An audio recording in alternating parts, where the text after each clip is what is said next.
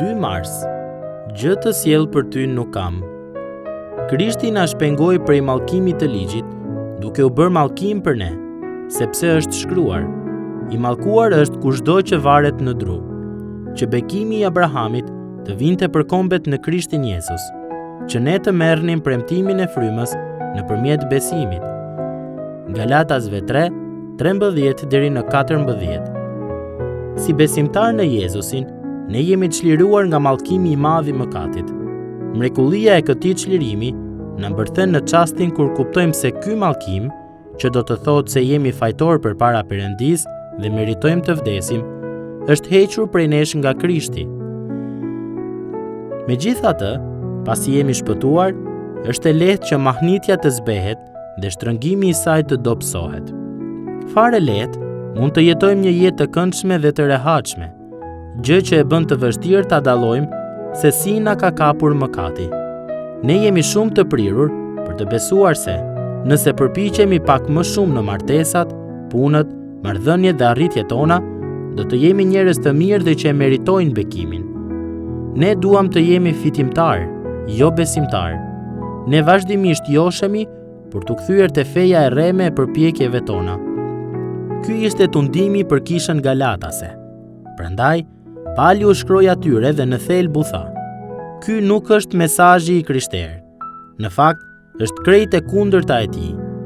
Nëse ungjilli do të ishte që Jezusi erdhi vetëm për t'i shtuar jetës sonë atë që i mungonte, atëherë ose nuk do të shqetësoheshim në lidhje me mallkimin e ligjit, ose për të nuk do të kishte zgjidhje. Por mallkimi është i vërtetë dhe duhet trajtuar. Pse do të interesoheshim për dikë që vdiq për të zënë vendin ton, nëse fillimisht nuk kuptojmë se meritojmë mallkimin që ai mbajti? Mjafton që thjesht të shikojmë ligjin e Mojsiut për të parë efektin e mallkimit të tij. Shih për shembull Eksodi 20:1 deri në 17. Ligji zbulon se si nuk e kemi dashur Perëndin me gjithë zemër. Nuk i jemi bindur atij. Nuk i kemi dashur të tjerët si veten.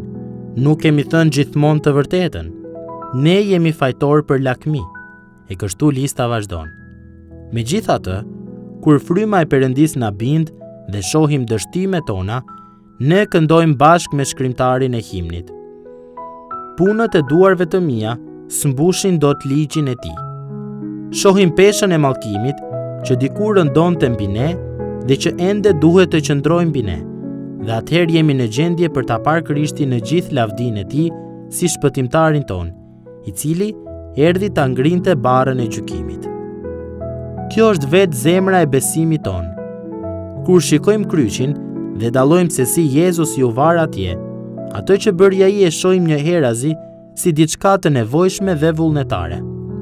Ai zuri vendin e tij atje ku duhej të ishim ne. Ky është hiri. Po të ishim në gjendje për ta rregulluar vetë marrëdhënien ton me Perëndin, nuk do të mahniteshim me shpengimin dhe as nuk do të shihnim ndonjë bukuri në mundësinë e birësimit.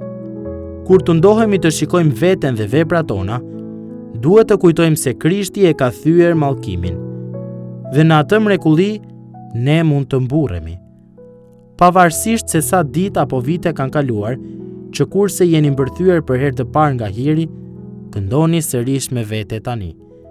Gjë të sjell për ty nuk kam, veç te kryqi kapur jam.